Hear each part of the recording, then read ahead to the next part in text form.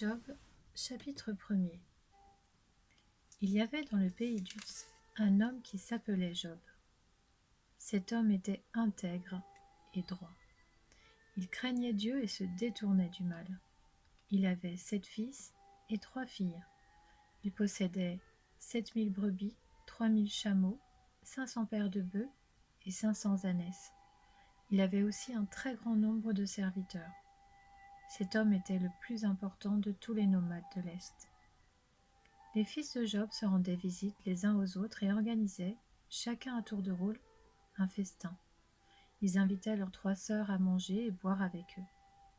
Quand les jours de festin étaient passés, Job faisait venir ses fils pour les purifier.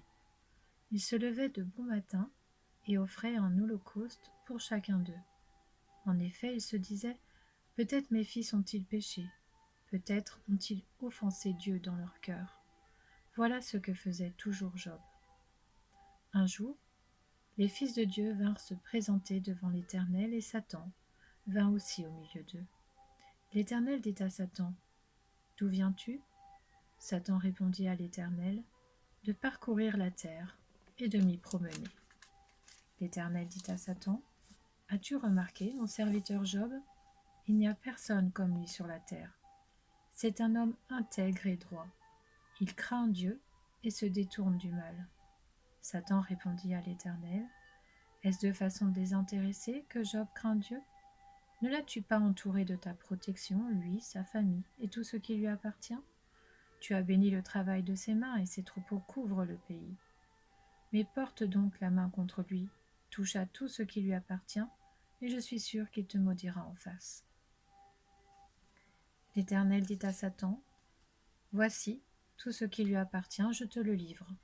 Seulement, ne porte pas la main sur lui. » Satan se retira alors de la présence de l'Éternel. Alors qu'un jour les fils et les filles de Job mangeaient et buvaient du vin chez leur frère aîné, un messager arriva vers Job et lui dit « Les bœufs labouraient et les ânesses broutaient à côté d'eux. Des Sabéens se sont jetés sur eux et les ont enlevés. Ils ont tué les serviteurs à coups d'épée et je suis le seul à avoir pu m'échapper pour t'en apporter la nouvelle. » Il parlait encore lorsqu'un autre messager arriva et dit « La foudre est tombée du ciel, a embrasé les brebis et les serviteurs et les a dévorés. Je suis le seul à avoir pu m'échapper pour t'en apporter la nouvelle. » Il parlait encore lorsqu'un autre messager arriva et dit « Des Chaldéens répartis en 3 bandes se sont précipités sur les chameaux et les ont enlevés. Ils ont tué les serviteurs à coups d'épée et je suis le seul à avoir pu m'échapper pour t'en apporter la nouvelle. » Il parlait encore lorsqu'un autre messager arriva et dit « Pendant que tes fils et tes filles mangeaient et buvaient du vin chez leur frère aîné, un grand vent est venu depuis l'autre côté du désert et a frappé contre les 4 coins de la maison. Elle s'est écroulée sur les jeunes gens et ils sont morts. Je suis le seul à avoir pu m'échapper pour t'en apporter la nouvelle. » Job se leva alors, déchira son manteau et se rasa la tête. Puis il se jeta par terre, se prosterna et dit « C'est nu que je suis sorti du ventre de ma mère et c'est nu que je repartirai. L'Éternel a donné et l'Éternel a repris.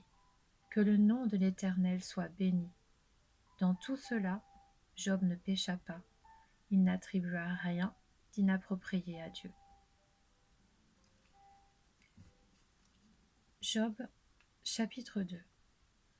Un autre jour, les fils de Dieu vinrent se présenter devant l'Éternel. Et Satan vint aussi au milieu d'eux pour se présenter devant l'Éternel. L'Éternel dit à Satan, « D'où viens-tu » Satan répondit à l'Éternel, « De parcourir la terre et de m'y promener. » L'Éternel dit à Satan, « As-tu remarqué mon serviteur Job ? Il n'y a personne comme lui sur la terre. C'est un homme intègre et droit. Il craint Dieu et se détourne du mal. Il persévère dans son intégrité et c'est sans raison que tu m'incites à le perdre. » Satan répondit à l'Éternel, « Peau contre peau, tout ce qu'un homme possède, il est prêt à l'échanger contre sa vie. Mais porte donc la main contre lui, touche à ses os et à sa chair, et je suis sûr qu'il te maudira en face. » L'Éternel dit à Satan, « Le voici, je te le livre. Seulement, épargne sa vie. Satan se retira alors de la présence de l'Éternel, puis il frappa Job d'un ulcère purulent, depuis la plante des pieds jusqu'au sommet du crâne. Job prit un tesson pour se gratter et s'assit sur de la cendre. Sa femme lui dit : « Tu persévères dans ton intégrité ? Maudis donc Dieu et meurs. » Mais Job lui répondit : « Tu tiens le langage d'une folle. Nous acceptons le bien de la part de Dieu, et nous n'accepterions pas aussi le mal ? Dans tout cela, Job ne pécha pas par ses lèvres. » 3 amis de Job apprirent tous les malheurs qui l'avaient frappé. Il s'agissait d'Éliphaz de Théman, de Bildad de Shuach et de Tsophar de Naam. Venus chacun de son pays, ils se concertèrent pour aller exprimer leur compassion à Job et le réconforter. Ils l'aperçurent de loin, mais ils ne le reconnurent pas. Ils se mirent alors à pleurer tout haut, déchirèrent leurs manteaux et jetèrent de la poussière en l'air au-dessus de leur tête. Pendant 7 jours et 7 nuits, ils restèrent assis par terre à côté de lui, sans lui dire un mot, car ils voyaient à quel point sa douleur était grande. Job, chapitre 3. Après cela, Job parla enfin, et il maudit le jour de sa naissance. Il s'exprima en disant : « Qu'il disparaisse le jour où je suis né, et la nuit qui a dit : un garçon vigoureux a été conçu. Que ce jour se change en ténèbres, que de là-haut Dieu ne s'en occupe pas et que la lumière du jour ne l'éclaire plus. Que les ténèbres et l'ombre de la mort le revendiquent, que des nuages épais s'installent au-dessus de lui et que de sombres phénomènes l'assaillent. Que l'obscurité s'empare de cette nuit-là, qu'elle n'ait pas sa place parmi les jours de l'année, qu'elle n'entre pas dans le décompte des mois. Oui, que cette nuit soit stérile, que la joie en soit exclue.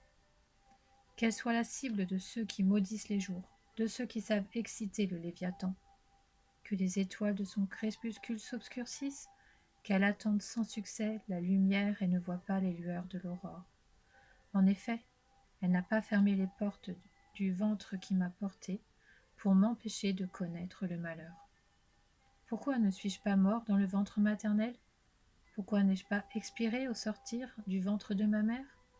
Pourquoi ai-je trouvé des genoux pour m'accueillir et des seins pour m'allaiter ? En effet, maintenant je serai couché, tranquille. Je dormirai en ce moment, en plein repos, avec les rois et les conseillers de la terre qui se sont construits des monuments aujourd'hui en ruine, ou avec les princes qui possédaient de l'or et qui accumulaient de l'argent dans leurs maisons. Ou bien, comme l'enfant mort-né qui est resté caché, je n'existerai pas, pareil aux tout-petits qui n'ont pas vu la lumière. Là, les méchants cessent de s'agiter. Là se reposent ceux qui sont fatigués, sans force. Les prisonniers s'y retrouvent tous en paix. Ils n'entendent plus la voix de l'oppresseur. Là, petits et grands sont réunis. L'esclave n'est plus soumis à son maître.